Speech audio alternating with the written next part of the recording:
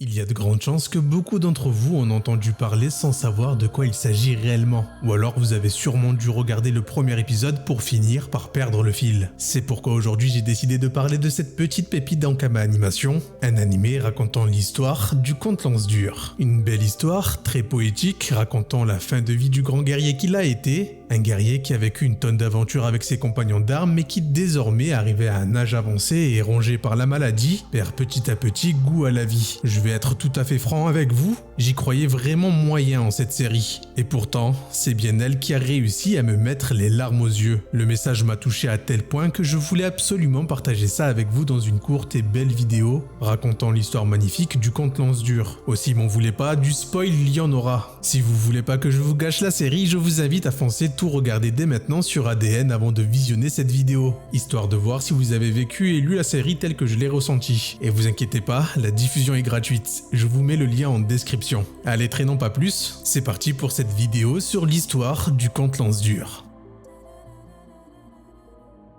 Lance-Dur, c'est le comte de l'île d'Albuera, une bourgade en paix sous son règne où les gens sont heureux d'avoir un aussi bon dirigeant. Mais avant de vivre ses fastes, Lance-Dur, c'était un guerrier qui a vécu d'immenses aventures, un nom retentissant dans le monde comme étant l'une de ses légendes. Un homme qui, avec ses compagnons d'armes Shai, Beast et Mouche, a partagé des tonnes d'histoires trépidantes. Mais voilà, aujourd'hui le comte Lance-Dur est un homme qui a été rattrapé par la vieillesse et la maladie. Une maladie qui le réduit à un état loin du vaillant guerrier qu'il était autrefois et qui commence sérieusement à le déprimer. Après tout, que vaut une vie où l'on n'est plus capable de rien, où l'on n'est plus animé par quoi que ce soit. Le comte Lance-Dur a eu tout ce qu'un homme pourrait rêver d'avoir, il a même réussi à atteindre un âge assez avancé. Si ce n'était pour sa famille et ceux qu'il aime, il n'aurait plus aucune vocation à vivre. Et parmi ces trésors qui le tiennent à la vie, on y compte notamment sa petite fille Ozzy qu'il aime par-dessus tout. Forcément, c'est un peu le cas pour tous les grands-parents, les petits-enfants sont choyés bien plus que de raison. Aujourd'hui est un jour spécial, c'est l'anniversaire du comte Lance-Dur qui fête ses 70 ans. Et à cette occasion, ses amis de longue date se sont invités pour prendre des nouvelles de Lance-Dur après de longues années sans aucun signe de vie. Faut dire que la vie suit son cours et quand on fonde un foyer ou que l'on prend son indépendance, chacun a ses occupations, sa famille ou ses problèmes à résoudre. Il n'empêche qu'on parle d'ici d'une amitié qui transcende les liens familiaux tant ils ont vécu de choses ensemble. Malheureusement, quelque chose viendra gâcher la fête et ce quelque chose n'est autre que Belladone, la sorcière et ancienne compagne de Lance-Dur. Elle profitera des joyeusetés pour s'emparer des enfants qui étaient présents à la fête dans le fameux trésor que je viens de citer, Ozzy, qui est la petite fille de Lance-Dur, et de Belladone. Un malheur qui offre à Lance-Dur quelque part le meilleur des cadeaux d'anniversaire puisqu'il n'aura d'autre choix que de reprendre du service pour une dernière danse. Une dernière aventure pour sauver sa petite fille et les enfants de son comté. Une aventure où ses amis vont bien évidemment l'accompagner, sans quoi ça n'aurait pas la même signification.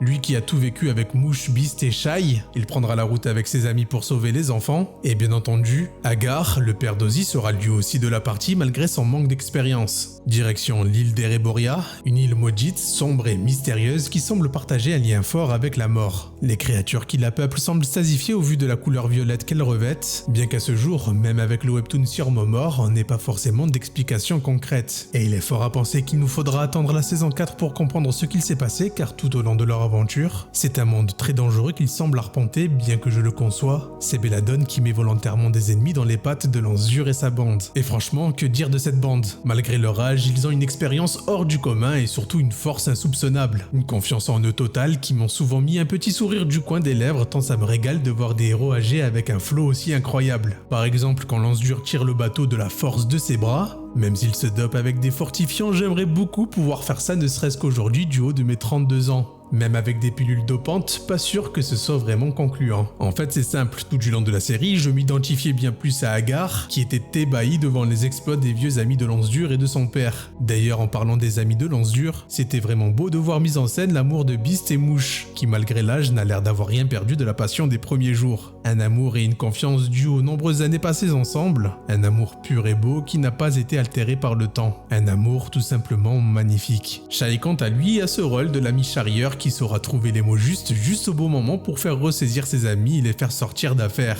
Le bon ami fidèle sur lequel compter. Au cours de l'exploration d'Ereboria qu'ils connaissent déjà par cœur vu qu'ils l'ont déjà exploré par le passé, Agar se précipitera vers un piège connu de Lance-Dur et ses amis et cela malgré les cris de son père. Il atteindra une sorte de cave au trésor en voulant fuir les monstres de l'île où une énorme gemme attirera son regard. Et c'est en la prenant dans ses mains qu'il déclenchera la grande malédiction d'Ereboria. réveillant le terrible Sir Momor qui n'aura alors de cesse de poursuivre Agar jusqu'à le tuer. Et pour ça, il n'hésitera pas à tuer tous ceux qui se dresseront devant lui jusqu'à atteindre ce but. Comment nous le savons? Tout simplement parce que c'est quelque chose qui est déjà arrivé par le passé à Cadance au vu des flashbacks. Un parallèle excellent mettant vraiment dans l'ambiance du danger que représente Sir Momor. Cadance, c'était une Xelor qui faisait partie du groupe autrefois et dont l'Once-Dure semblait être amoureux. Un amour qu'il a dû voir partir prématurément, puisque Cadance s'est sacrifié pour que Sir Momor abandonne sa traque et laisse ainsi ses amis fuir en empruntant le zap caché dans le dédale de cette île. Une histoire qui semble encore fraîche dans les mémoires de Shai, qui après avoir réussi à trouver cette sortie vers le zap grâce à son flair pour les sauver de ce danger, décidera d'affronter Sir Momor pour se donner un dernier grand moment de gloire, lui qui se sait en train de mourir à cause de soucis cardiaques. Lance-Dure, Beast, Mouche et Agar vont prendre le zap et s'enfuir, laissant Shai seul contre Sir Momor. Mais par malheur, Shai va inévitablement s'effondrer à cause d'une crise cardiaque juste avant son assaut. C'est malheureux, mais c'est la vie. Nous n'avons pas tous la chance de pouvoir avoir la mort que nous souhaitons avoir. C'est bien dommage car sa mâchoire semblait redoutable, mais en même temps j'aime beaucoup la symbolique de le faire mourir avant le combat d'une crise cardiaque. Une fin non pas prématurée,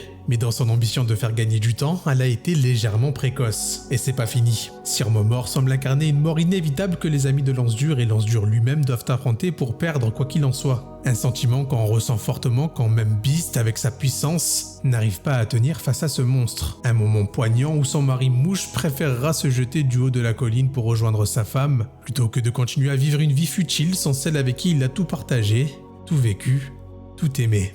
Sir Momor continuera encore et toujours, peu importe où vous vous cacherez ou l'acharnement avec lequel vous vous battrez contre la mort, c'est inéluctable. Arrivé au château de Belladone, un revirement total m'a chamboulé. En réalité, toute cette aventure a été orchestrée par Agar pour offrir le plus beau des cadeaux d'anniversaire à son père. C'était bel et bien un cadeau prémédité pour que Lance-Dure puisse définitivement passer à la postérité en accomplissant le plus grand des exploits, à savoir réussir à vaincre Sir Momor qui lui pour le coup n'est pas une mascarade. C'est un ennemi réellement déclenché par Agar pour que Lance-Dure et ses amis puissent vivre une mort décente pour un guerrier. Une demande que Mouche, Beast et Shai avaient volontiers acceptée, car Shai a été victime de plusieurs arrêts cardiaques ces derniers temps. Mouche devenait aveugle et Beast était dépressif depuis sa retraite. C'était une aventure nécessaire pour donner un dernier sens à leur vie, une dernière danse dans laquelle tout donnait. Lance-Dure comprit immédiatement car lui aussi est condamné par sa maladie et par la vieillesse quoi qu'il en soit. Il n'hésitera pas longtemps à accepter les aveux d'Agar et à accepter ce cadeau de son fils pour faire le combat de sa vie grâce à 3 baies qu'il avait cueillis plus tôt devant le château. Des baies spécifiques à cette île offrant une force mystérieusement colossale.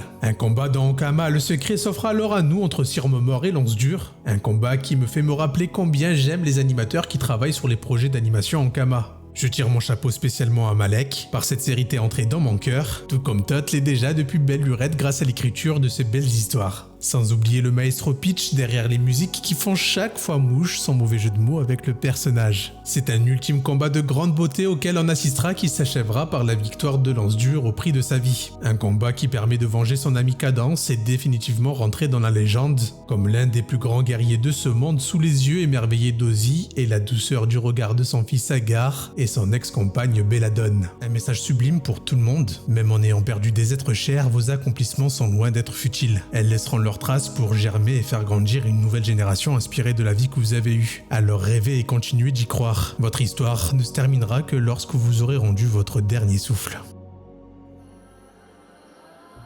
Lance-Dure est une histoire formidable, une histoire que j'aurais tant aimé vivre sous le format d'un petit film. Si je devais donner un seul point faible à cette série, ce serait celui-ci. Le format de diffusion n'était vraiment pas le bon et m'a repoussé à le finir jusqu'à aujourd'hui. Quelle perte cela aurait été de ne pas découvrir ce petit bijou, et vraiment je pèse mes mots. C'est un petit bijou de l'animation française. Ankama me fait sans cesse rêver par ses histoires, mais celle-ci est un petit chef-d'œuvre qui m'a touché au point de me mettre les larmes aux yeux à la fin. Merci infiniment d'avoir partagé cette vision avec nous, Todd. C'était un grand plaisir pour moi de visionner Lance-Dure. J'espère que vous aussi vous aurez pris autant de plaisir. D'ailleurs, n'hésitez pas à me dire en commentaire ce que vous en avez pensé. Je suis même surpris de ne pas en entendre parler plus que ça. Alors si vous ne l'avez toujours pas vu, foncez. C'est une série magnifique à consommer sans aucune modération. Allez, il est temps pour moi de vous laisser. C'était Zaki. Pour vous servir, ciao.